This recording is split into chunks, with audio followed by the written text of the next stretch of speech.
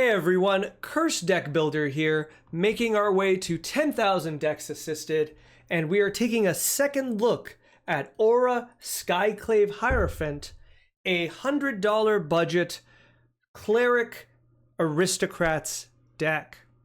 This deck comes to us from Dully, who has graciously supported the channel to bring their deck to the front of the queue. Thank you so much, Dully. It really does mean a lot. They say that this is the semi-final draft of the deck. They had some help from some friends, and they've made great progress on the deck. Honestly, they just wanted me to see it, and if there's something I believe that the deck could benefit from, they want me to shout it out. Thank you so much, Dully. I will definitely do so. And of course, once again, the budget is $100 right now. I really do like the deck as is. I think it's a very good entry into a cleric, tribal, or aristocrat style deck. If you want to have a budget of like $100, I think this is a great start. I will have some, some comments here and there, and I'll have some what I would call, instead of upgrades, side grades, other options that may not necessarily work, be stronger or weaker, but still in theme and, more things to think about as we build the deck. So before we go any further, as always, if you'd like to have one of your decks made into a video, there is a link in the video description down below. And while you're there, there's also a link to a way that you can bring your deck to the front of the queue so that your deck is the next video I work on. And finally, if you'd like to take a look at the deck list we're talking about today, there will be a link down there with the deck list. You can take a look before, after the video, or during the video. It's your choice. And of course, this is a second look at a deck we've seen before, so you can find that original video on my channel, but usually I don't say you desperately need to, view it. When I look at decks, I look at what they are now, not what they've been in the past. So let's take a look at Orah Skyclave Hierophant and what they do for our Cleric Aristocrats deck. Orah is a 4-mana 3/3 core cleric. He has lifelink, and he says whenever he or another cleric you control dies, return target cleric card with lesser converted mana cost from your graveyard to the battlefield. What does this mean? Well, this means whenever Orah's out and a cleric dies, the next biggest, one smaller cleric from your graveyard comes out. And then if that one dies, the next one goes out from your graveyard as well. This creates a bit of a chain if your graveyard is full, where you can, for example, sacrifice a 4-mana cleric to get a 3-mana cleric, sacrifice that cleric to get a 2-mana cleric, and sacrifice that cleric for a 1-mana cleric. This has interesting mechanics with a few other things. This means sacrificing tokens does not trigger Orah. Well, I guess it does trigger Orah, but you aren't able to bring any creatures back. But otherwise, it's also nice that this can trigger just through combat or other means, so you can get value plays when you're not, assembling a combo or assembling an aristocrats kind of board presence. Sometimes you can just play Orah, make a few blocks, and get a few creatures that way. So let's take a look at the deck itself. So as said before, I really do like this deck. We can come down to the curve. We can see that it's just a very, very nice curve. We only have one 9-mana spell, and that's Dusk Dawn, which is actually 5, then 4. We have 2 6-manas, but the rest, generally, we are a 3-mana. 3 mana is our highest part of our curve, and 4 mana where we have the most, these are cards that have the same mana cost as our commander. We don't have that many cards, but we'll take a look to see if we cut a few more. The rest of the deck is really nice. I do note that I believe the color split is very much so more black than white, and I do think that makes it easier to build a mana base on a budget. And generally, I'm just going to say, I do really like this deck. There is a lot of little combos here, a lot of different kinds of advantages you can pull out. Archfiend's Vessel is a nice card that kind of combos with basically anything in your deck, because when you reanimate the vessel, you get a 5/5, making it rather kind of free. We have several different sacrifice outlets, some of which are not on clerics themselves. Viscera Seer Carrion Feeder, and I believe there's another one here. No, not the Blight Priest. Woe Strider as well. And it gives a little more reach in the types of cards like Sacrifice Outlets instead of 100% going into the Cleric Tribal. I will say this is something I do feel strongly about. If you are building Tribal, do not feel the need for every one of your creatures to be a Tribal card. Think of it in the sense of, would you play instants and sorceries in your Tribal deck, right? If you're playing Dinosaur Tribal, would you play Rampant Growth? The answer is very easily yes, but when you think about it, you're playing a non-dinosaur card in your dinosaur deck.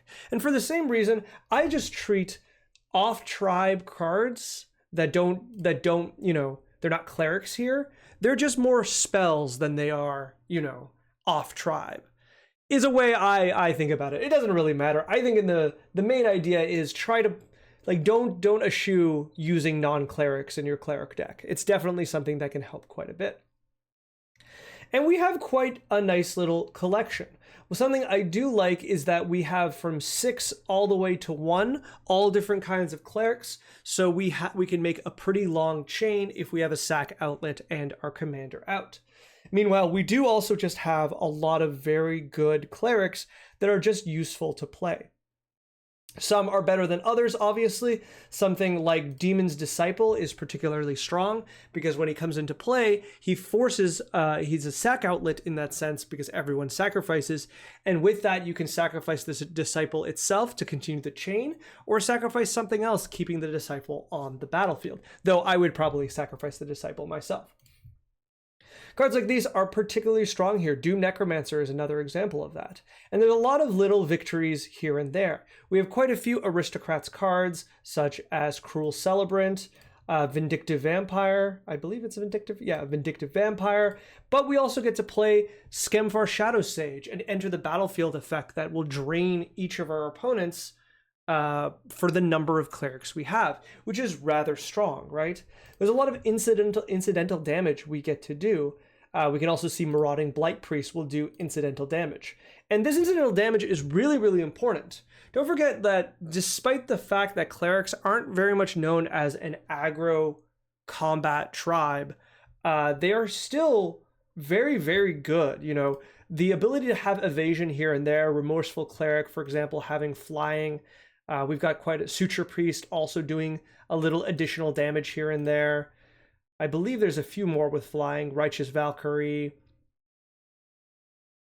Angel of Destiny for sure. These creatures are rather good to get a little bit of damage here and there.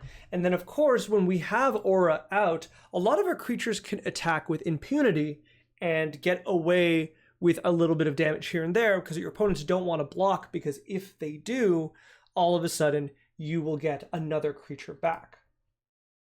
That being said, there's a few cards that I'd like to point out that I think maybe aren't the best options, but, you know, maybe budget or otherwise. On two extended sides of the spectrum, we have Erebros and we have Yawgmoth. They are two sides of the spectrum because one of them is, according to this, $17 and the other one is about $1. And both these cards are not bad, especially Yawgmoth is particularly powerful. I find they're a little tricky in this deck because they match our commander in terms of mana. Now, I'm much more akin to kind of poke at Yawgmoth because, well, we have a $100 budget. And according to Moxfield right now, the deck is $231. Now, that's not actually true, right? In the sense that if we look over here, it's probably counting the sideboard, which doesn't exist. And in addition, certain versions of the cards are more expensive than other versions, giving a little more of a price point there. But cards like Yawgmoth, Thran Physician, depending on who's building the deck, aren't always accessible at this price point. And so this would be an easy kind of card that if you're trying to maintain a budget, cut this, you can put a lot better cards, or you can make yourself go under budget very easily. Erebros also, just by itself, is just kind of an okay card. Though he's really, really strong in the sense that as our creatures die, we gain cards. He also suffers a little bit from the fact that that he is a mana sink. It costs 2 mana to use his ability to sacrifice creatures, which is good, but not ideal. And it's very unreliable to destroy creatures in Commander because -1 just isn't that much. This is more of a combat trick than anything else. In addition, Erebos, as he becomes a creature, just becomes vulnerable to removal. Whereas something like Dark Prophecy or a few other cards that count when your creatures die to draw you cards are just a little harder to interact with. That being said, this art is metal. I really, really like this art. I love Erebos. He is a character I very, very much enjoy. So I do love the inclusion here, but I think there's other options we could be looking for. Another one that kind of sticks out to me is Maskwood Nexus. Now, this isn't a card I particularly like. I tend to like it in party decks, and that's about it. This feels like, how do I put this? This feels like Chromatic Lantern for tribal decks, right? It is a card that you rely on as you are building the deck and getting the deck to function, but at a certain point, it becomes the weakest card in the deck. Now, don't get me wrong, 3 mana to create a 2/2 Cleric isn't a bad thing. It's just, as we noted before, our tokens don't interact with our commander. So because of that, this ends up being a rather weak card. Also, considering the price it's at least here, at $6 or more American, it's just not gonna be, it carries too much space. Sorry, how do I put it? It carries too little for the space it takes up in the decks. It carries too much space. And so for that, this is something that I would like to see cut because I think you'll be a lot happier with it gone. Let me see. Okay, I thought that was more expensive. Necrologia, I think what I would prefer is a card I just talked about in my previous video, and that's Moonlit Bargain. Not only is this a cheaper card, it works better, right? Moonlit Bargain, first of all, the thing with Necrologia, despite being a fantastic card, don't get me wrong, is that it's not actually an instant speed spell, right?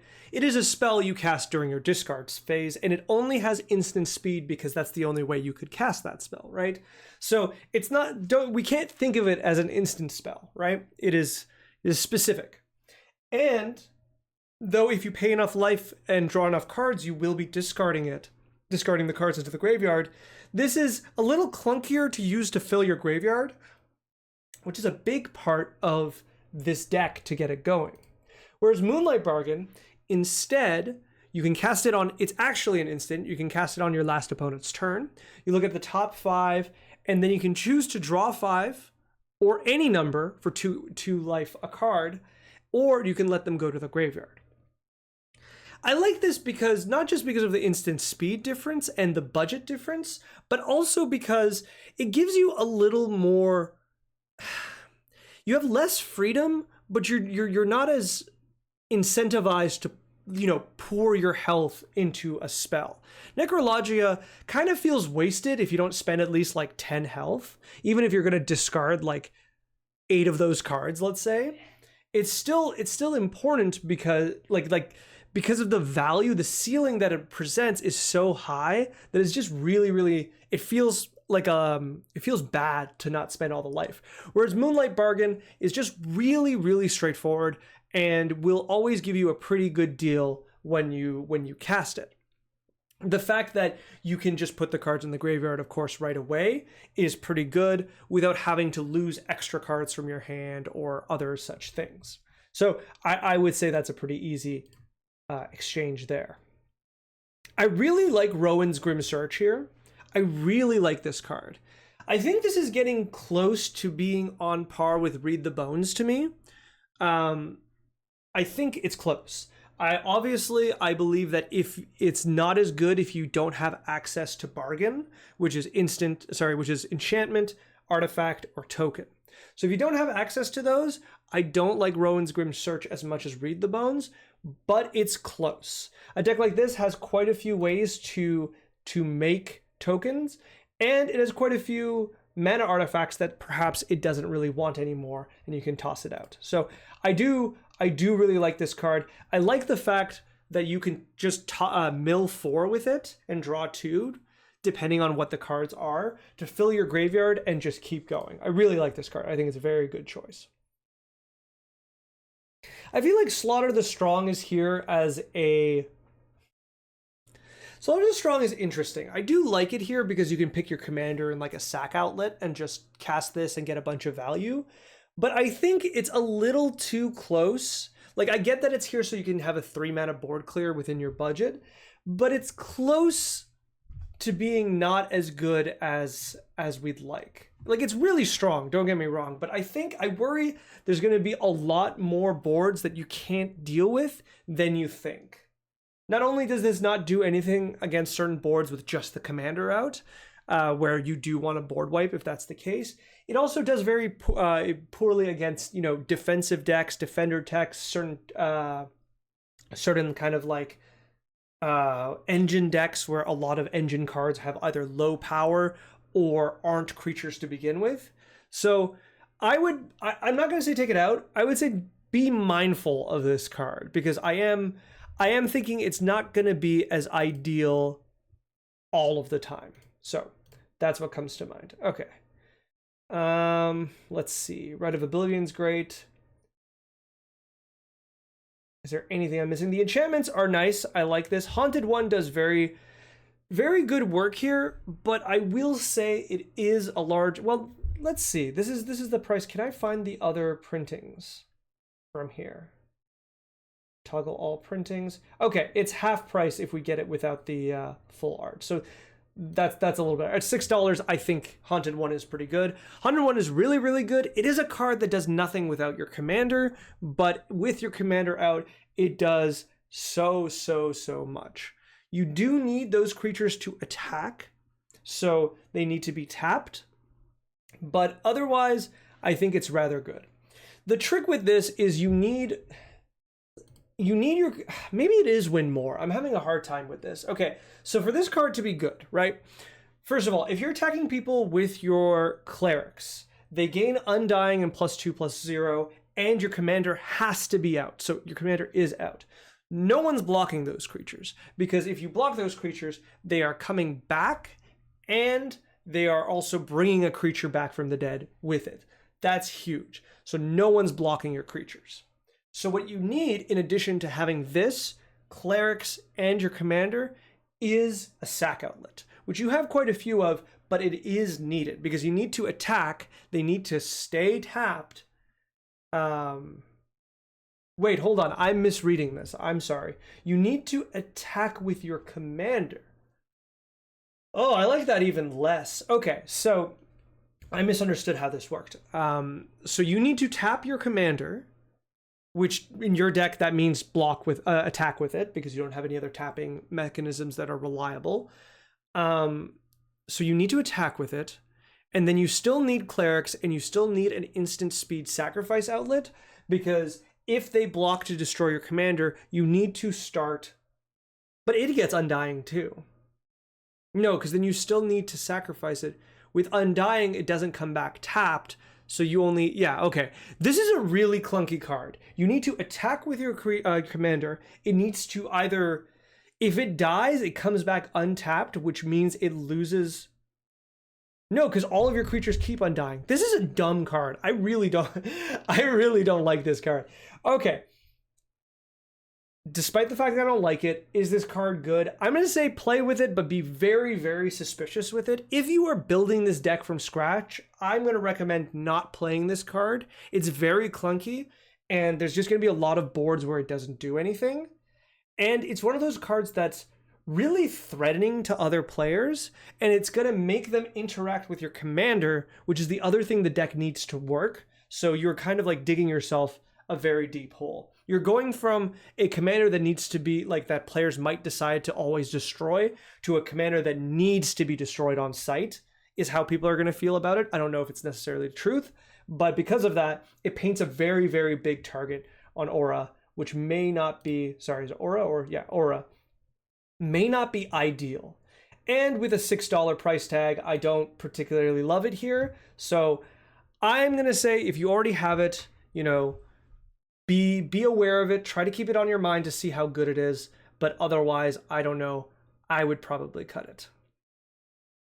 Looking at the last thing I want to say before I go into additions and side grades is I'm looking at the top of your curve. I like Angel of Destiny because flying double strike is relevant. I think its abilities, the rest of its abilities are kind of not great.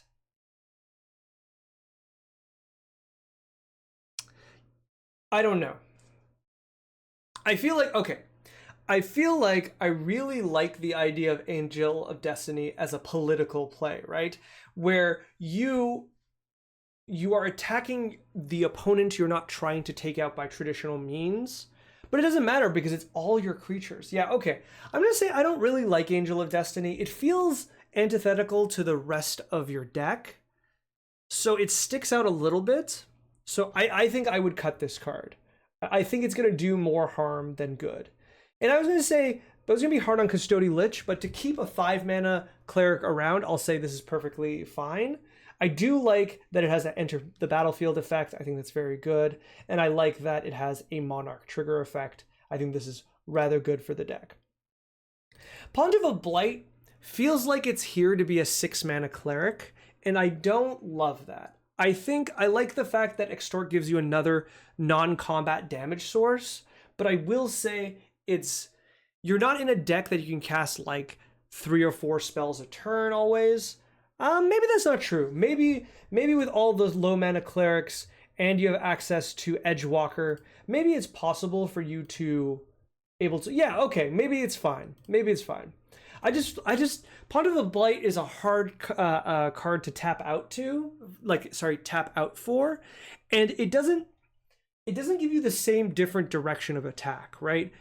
Like aristocrats say, as you lose your board, you do damage, so you don't have to worry too much about maintaining a giant board. Whereas Pontiff of Blight is dependent on your board to get those extort triggers through, and you need quite a bit of mana and you need quite a bit of spells to make the most of it. And so yeah, okay, I'm still going to be hard on it. I still think this is too close.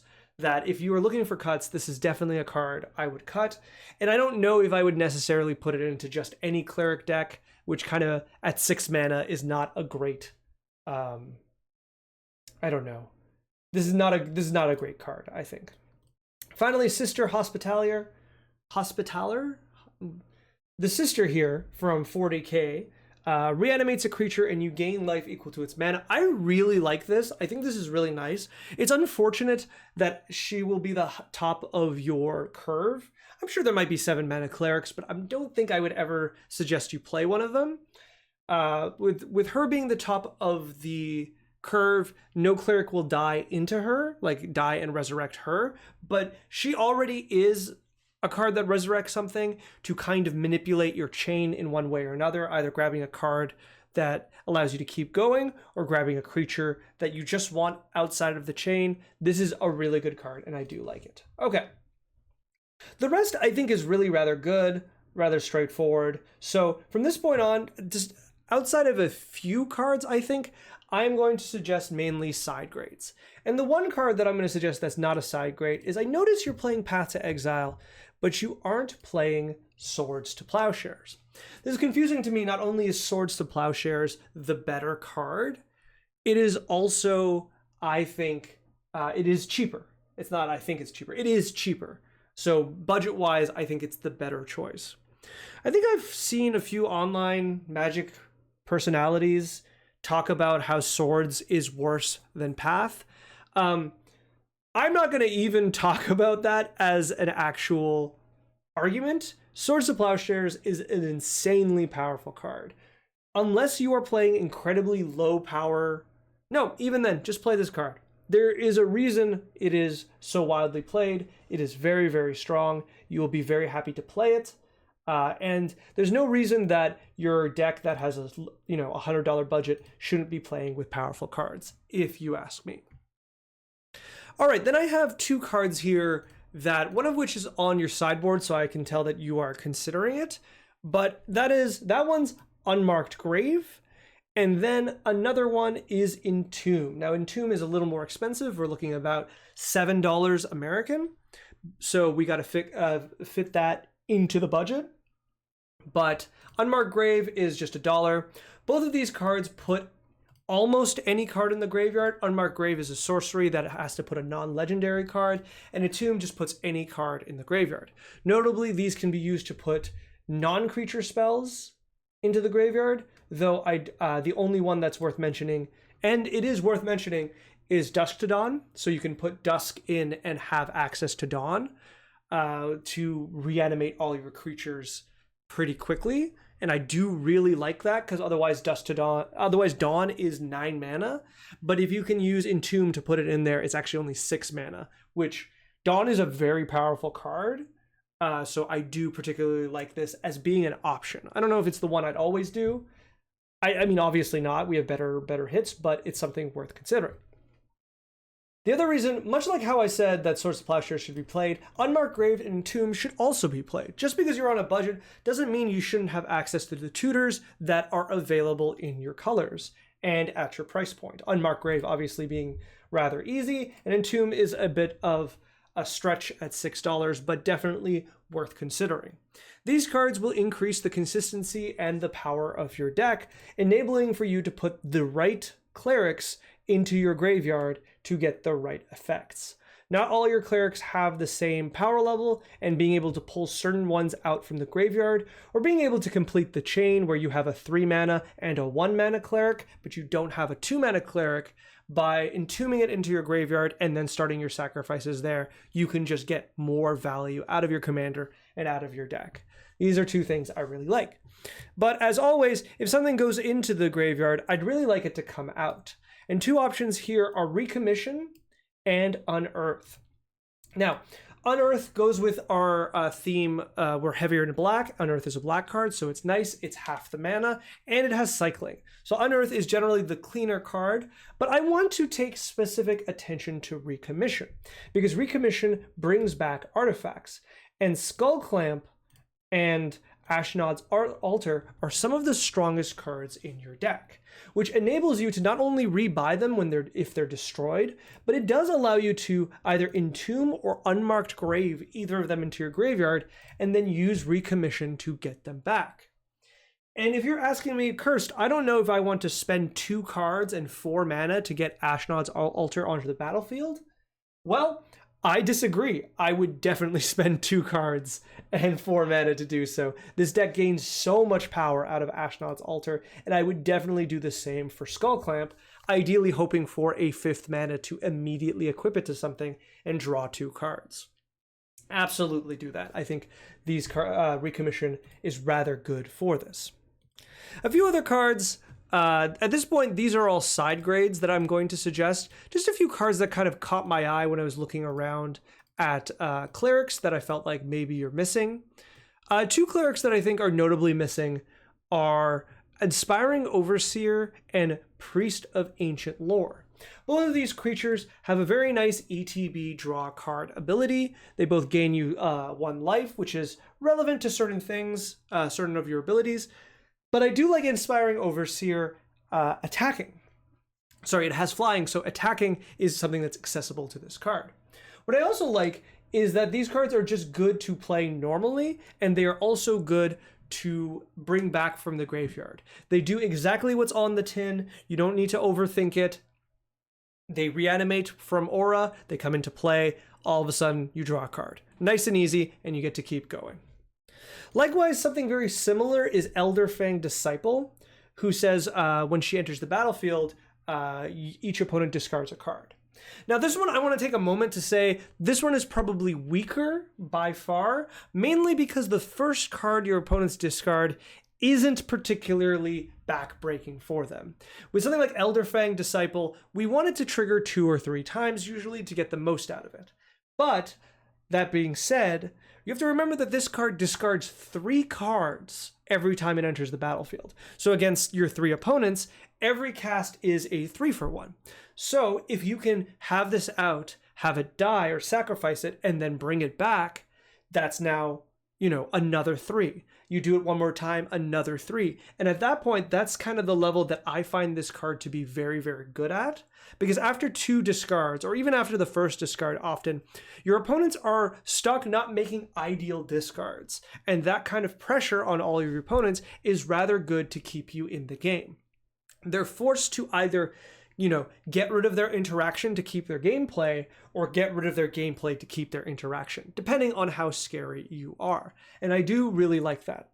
Would I necessarily say that this is one to go in right away? No, but I do think it's something that it's worth considering. A few other cards worth considering. Priest of Gix really catches my eye at 3 black mana being added to your man, that type line has gone long. Phyrexian, human, cleric, minion. There's a lot of types. Priest of Gix coming in and giving you 3 black mana is good, especially in the middle of a chain, right? Because it enables you to turn, Ashnod's Altar, sacrifice a 4 mana or higher priest. Cleric. All of a sudden you get 5 mana, 3 of it black, which can cast a lot of the big spells in your deck. I really, really like that. Then, you can use that to, you have 5 mana with black in your mana pool. You then sacrifice the Priest of Gix, get a 2 mana, sacrifice that, get a 1 mana, sacrifice that. Then you use that 5 mana to cast a 5 mana cleric, and then you can do the chain again, gaining more and more mana from Ashnod's Altar, and then as you go down the pile, resummoning Priest of Gix to gain another 3 black mana. I really, really like this. Is this always going to work out this way? No, I don't think so, but I think being able to play Priest of Gix and then getting out Bastion of Remembrance, getting to cast Rowan's Grim Search, or casting one of your many 3 mana black creatures is still good enough of a deal. And that's not even including how it might combo with our Edgewalker, which reduces the cost of our clerics, including the white, the colored cost. So then all of a sudden you can cast the majority of your white clerics when you add the 3 black mana to it. So very, very big fan of this card. Once again, I don't think this necessarily has to go in, but I think it's definitely worth considering. Another one, speaking of, I should say, 5 mana clerics that you might want to cast is Priest of the Bloodright. I think this one's really interesting because not only thematically it's supposed to be a cleric you don't want on the battlefield, you want the ETB and then you want to get rid of it. The fact that it is a very clean 5 mana cleric that you can play out and get a 5/5 out of it and then immediately sacrifice it to start chaining downwards is really, really nice. This one is more thematic. I don't know if it's the strongest one. The next one I think is stronger, but I do see this as being particularly good in certain chains or to start chains, depending on how many 6-drop clerics you play. I think this is definitely good enough. But an interesting one to me that I would recommend probably more is Venerated Loxodon. Venerated Loxodon has Convoke, which allows you to put this cleric out early. Now, there's 2 big perks of this, right? First of all, the fact that with the Convoke, you're actually growing the strength of your smaller clerics is really rather good. But the fact that you are basically cheating in a 5 mana cleric, a cleric that is bigger than the majority of clerics in your deck, which means it will guarantee, if you have something in your graveyard, to be able to resummon it, and you can get this out pretty reliably, I think starting turn 3 onwards, is really, really nice. I do really like this. It's also a 4/4, which is very well statted for a cleric, which means you can just spend the time that you aren't using this to start a chain, you can just attack with it into your opponents. I really, really like that. It'll let you get, that incidental damage in, and eventually someone will block a 4/4. It will get to a point that that damage does matter. And then, as mentioned before, later in the game, you can sacrifice this and start a chain. Now, the only difference is that when you reanimate Venerated Loxodon, it doesn't do anything. It is just a 4/4. Without the Convoke, it does nothing. And that is the one way that I would say Priest of the Bloodright is better, And I'm going to leave it to you to decide exactly which one you would rather do. Because my heart says Venerated Loxodon, but Priest of the Bloodright will be more consistent to do what it wants, right? And a 5/5 flying demon is a better attacker than a 4/4 that's just on the ground. Something worth considering.